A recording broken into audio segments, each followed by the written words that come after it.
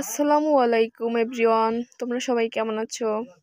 এই যে সকাল সকাল উঠে লহরিকা বায়না ধরছে আজকে আলু তুলতে যাইবে।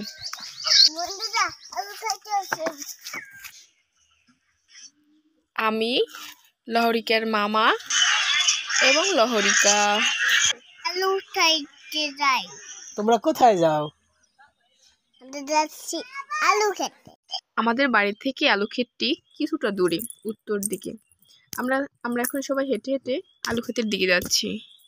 এই যে আমাদের গ্রামটা কত সুন্দর। আমরা যে রাস্তা দিয়ে হেঁটে যাচ্ছি এর এক পাশে বিশাল মাছের খামার, অন্য পাশে চমৎকার ফসলি ক্ষেত। লহরিকে পিছনে তাকিয়ে দেখছি আমরা আসছি কিনা। লহরিকে আমাদের ক্ষেতের দিকে নিয়ে যাচ্ছে। দুষ্ট লহরিকে লাফিয়ে লাফিয়ে ক্ষেতের দিকে যাচ্ছে। এই দিন দিন দিন গিয়া খেতে দেখছি। ওই যে আমাকে খেতে যাই। আমু চলো চলো, মামা আমার আলু খেত।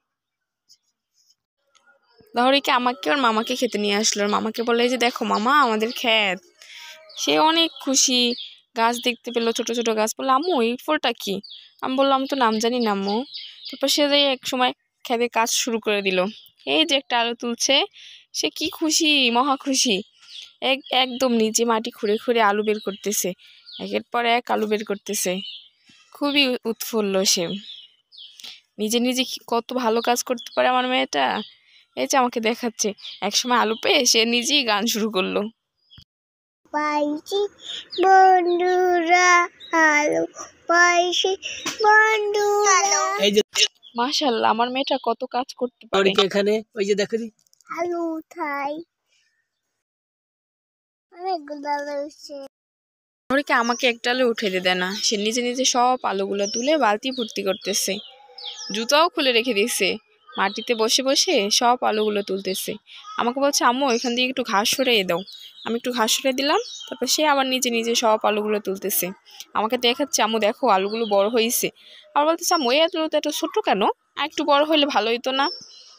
আবার বলতেছে আম্মু চলো আমরা একদম বালতি ভরে নিয়ে তারপর বাড়ি যাব। এই যে তারুণী মামা তুমিও আসো, আলু তুলে নিয়ে যাও।